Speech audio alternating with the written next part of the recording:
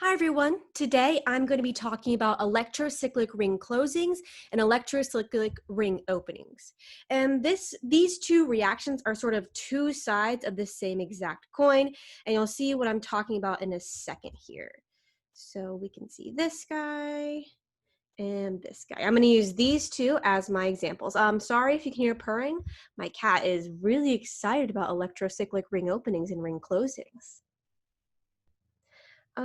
So anyways, now that I've moved it out of the way that I like to think about these electrocyclic ring closings is essentially one of these double bonds, one of these conjugated double bonds on the end, are basically going to link the carbon, the end carbon that's attached to the other end carbon. So these two are going to be attached together by that ending, that external double bond there. And so if we sort of go through with the mechanism here, you'll be able to see that, oh, this double bond here is going to go out towards the middle so it can link the two carbons together. This one's going to go here to take up that carbon that was just left by the double bond. And then this one will just continue on with that conjugation. So we can see here, that's how this one will happen as well. And so if we look here, we'll see that the electrocyclic ring closing will use 1, 2, 3, 4, 5, 6 electrons in this case. So we're going to have a 6-membered ring and a 4-membered ring in this case. So now I'm going to go ahead and let me draw that 4-membered ring a little bit bigger. And so now we will go ahead and draw in the new double bonds that have moved, and we end up with these two.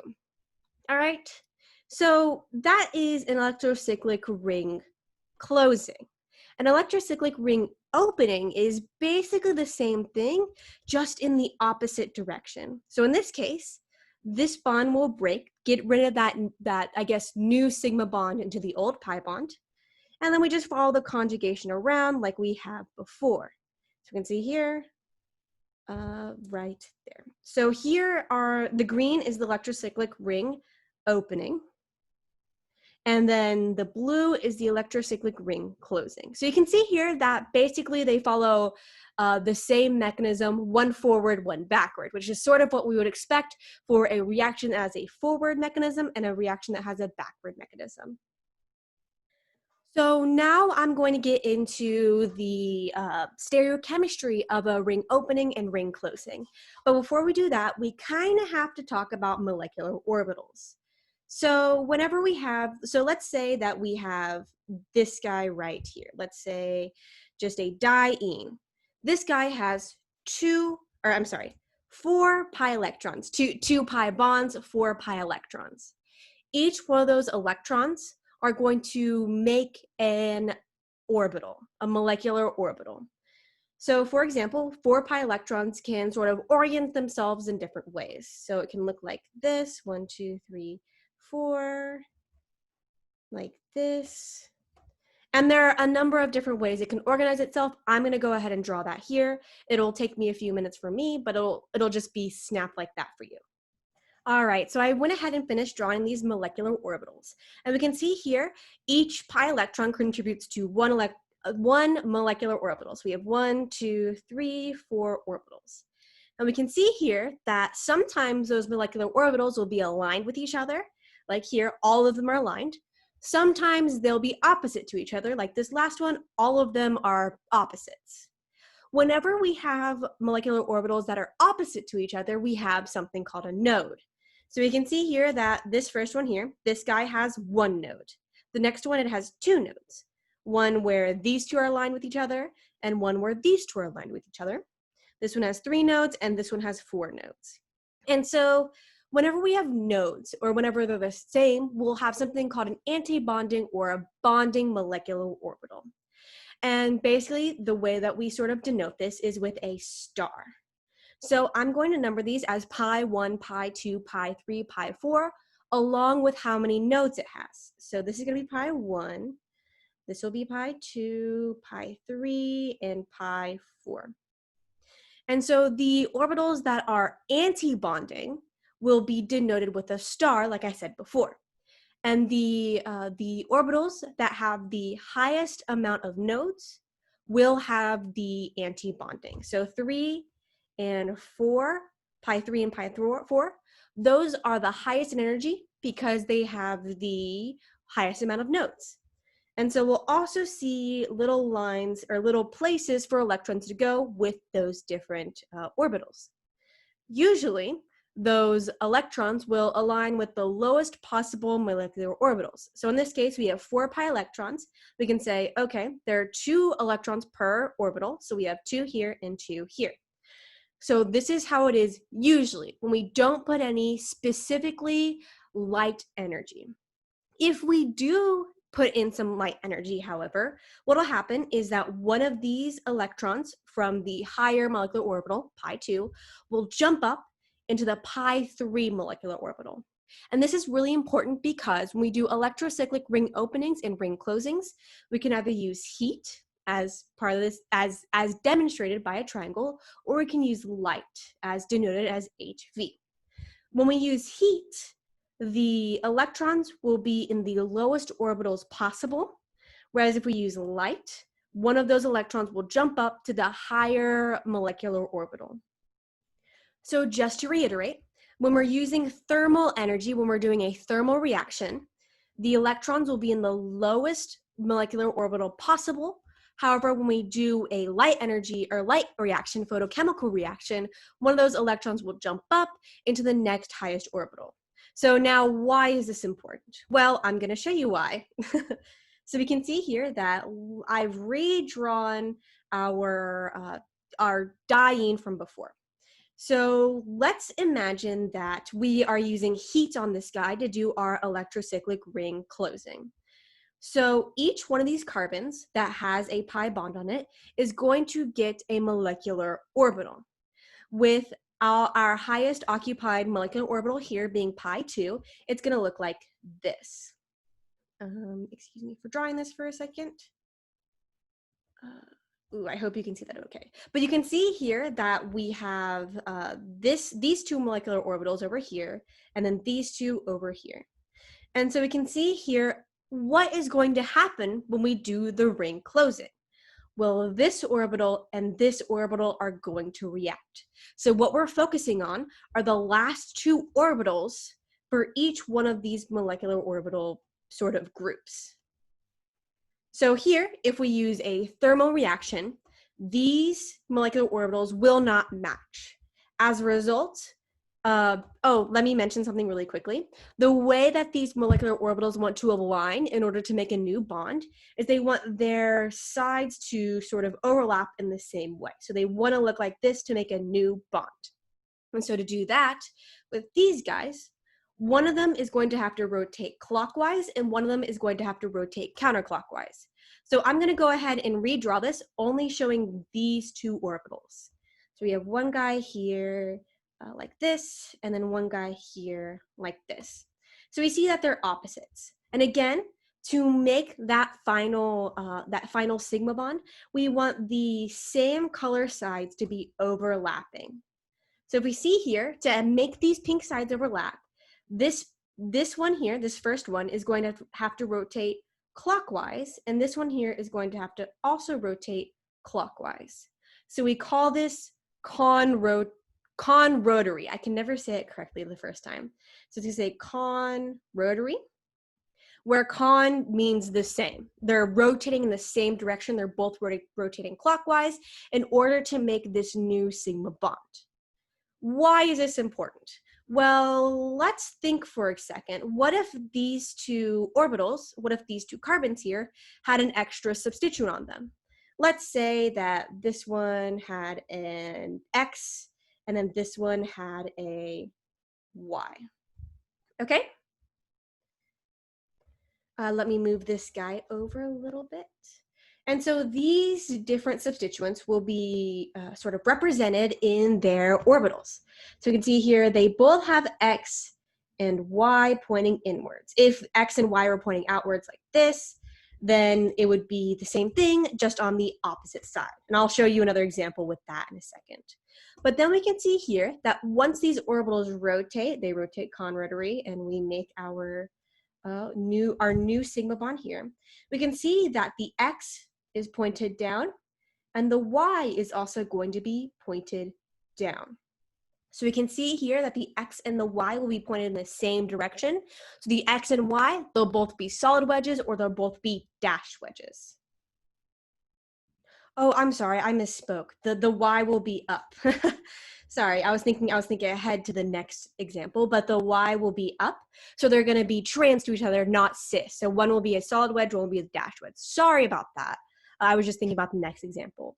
So that is what would happen with this guy. And then our final sort of result would be having X on a solid wedge and Y on a dashed wedge, or vice versa, one of the two. So we can see here that when we do the con-rotary, they're on the same side, we end up with a trans product. Let's say, for example, what if instead of using heat to do this reaction, what if we used light? In this sense, our orbiter, our lowest occupied orbital, would then become this guy right here. So I'm going to erase all this stuff and we are going to just redraw it. I'm going to quickly redraw it as it would be with the same orbitals, or the correct orbitals like we see here. All right, so now we can see here that the orbitals are going to match. So instead of having them both rotate clockwise or counterclockwise, one will rotate clockwise and one will rotate counterclockwise in order to make that new bond.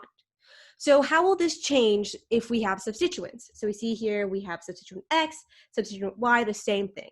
So oops, I did not see I created that line there. So if we draw that here, so we have X and we have Y, both they're turning opposite directions. X will end up down and Y will also end up down. So in this case, they're going to be cis, they're going to be the same thing. This is what I was thinking of before, and that's why I sort of confused myself. So X and Y will either be both on solid wedges or both on dashed wedges. So when we use when we use light, when we use HV, we energize the orbitals so that instead of using pi 2, we're now using pi 3. And as a result, our end orbitals match. So instead of rotating con-rotary, we're rotating dis-rotary, dis meaning different. And we end up with our substituents being cis instead of trans. So let's say, for example, instead of having X on the same side as Y, we have X pointing sort of upward like this. It can be sort of hard to see, but bear with me. So you see that X is on this side and Y is on the same side. So then X will end up and Y will rotate down. If you're sort of having trouble visualizing how each substituent will end up when you're rotating, I suggest sort of using your pencil and sort of having, okay, so I'm going to imagine that this side of my pencil has the X on it. If I rotate it, I'm sorry, let me redraw that vertically really quickly. So we can say that this side has X on it. If I had rotated it from this angle, then I would have to rotate it like this to make X on the top. So if you're having trouble visualizing this, use like your stick and ball model, use your pencil, use whatever that will help you sort of understand which side the substituents are going to end up on. So I'm going to quickly draw out a practice problem. Ooh, this one's kind of scary, but let's break it down really quickly. So I'm doing an electrocyclic ring closing, obviously, because we have a conjugated triene here that we're using heat on, so we have to be closing the ring. So we have 3 pi electrons. This is different from before. So instead of having 4 molecular orbitals, we're going to have 6. So that's going to be a lot of molecular orbitals to draw. I'm just going to draw the first 4. 1, 2, 3, 4, 5, 6. I'm just going to draw the first 4 forms of these. But just know that there's going to be 6 pi orbitals in total. So I'm going to quickly draw the first 4 for you. Like I said before, here are the first 4 orbitals. And so there's 1 node, 2 node, 3 node, 4 node. These are the first 4. There are 2 more, 5 node and 6 node. I'm just saving on space right now. So you can see here we have 6 pi electrons. So if we're using heat and not light, then they're going to be in the lowest molecular orbital possible. So we see they end up with 3, or with the 3 node one, pi 3. So I'm going to go ahead and highlight the end orbitals for this, and we can see that they match. So let's go ahead and draw out these orbitals, or just the end orbitals here, right there, and right there. And so these are going to correspond with this carbon and this carbon. And so we can see both of these have CH3 groups pointing outward. So they look like this. Oops. CH3, CH3. And so you can see here that they're going to be rotating disrotary. I always get it confused. Disrotary. So they're rotating in opposite directions. So what happens to the CH3 when this happens? Well, I'm going to go ahead and draw in our final orbitals. We can see that, okay, so this one is going to end up, and this one is also going to end up. So we end up with a cis product. So our product here is going to look like this. Either both solid wedges or both dashed wedges. So what if I asked you instead if we used light? So if I had an HV here instead of a triangle, then we can say, okay, the lowest occupied molecular orbital would then become 4. And then now we're dealing with these two ends here. And so I'm going to go ahead and erase what we had for the answer here because now it's going to be different. So now I'm going to draw those end molecular orbitals just like I did before. Here and, hold on one second. Sorry guys, I drew that last molecular orbital wrong. You're probably screaming at me, but essentially it's the same thing as before. We're drawing those molecular orbitals here and we say, okay, the CH3s are on the outside. Let me say, okay, how are they going to rotate in order to put their pink sides on the same side? And we can see here, this one's going to rotate clockwise. This one's also going to rotate clockwise. So they're conrotary. So we can see here that when we rotate this way with CH3, it ends up on the top. When we rotate this way with CH3, it ends up on the bottom. So now we have a trans product. So now our product is going to look like this. And so you can see here how using light or heat with an electrocyclic ring opening or ring closing will end up having a different product than if we used heat or light instead of the other one. And so I'm quickly going to do an example about a ring opening that has to do with the orbitals and stuff. Just give me a second to write it out. All right, so we're going to use the same concept here. And I know in the beginning we only have 2 pi electrons, but we're ending up with 4 pi electrons, which is our focus. So we're going to be using 4 molecular orbitals. So let's say that we're using heat just to begin with, just like before. We say, okay, they're going to end up with the lowest possible molecular orbitals. And so instead of going from the orbitals that are straight up and down, we're going from the bonded orbitals to the ending orbitals. So we know here that the CH3 groups are on the same side. I'm just going to put them like this. And so we know we want to go from this to this, where they look opposite like this. So which way are they going to turn? Well, this one will be turning anti-clockwise, and this one will be turning clockwise. So we can see here, also anti-clockwise. So they're doing conrotary again. So we can see here that the CH3 for this guy ends up on the left side, and the CH3 for this guy also ends up on the left side. So if I were to draw the product, I'm going to draw it over here. If I draw the ring opening product, again, we see that they're both pointed the same way, so it's going to look something like this. So what if we did it with light instead? So if we say instead of heat here, we have light. Then again, we are going to jump up 1 orbital.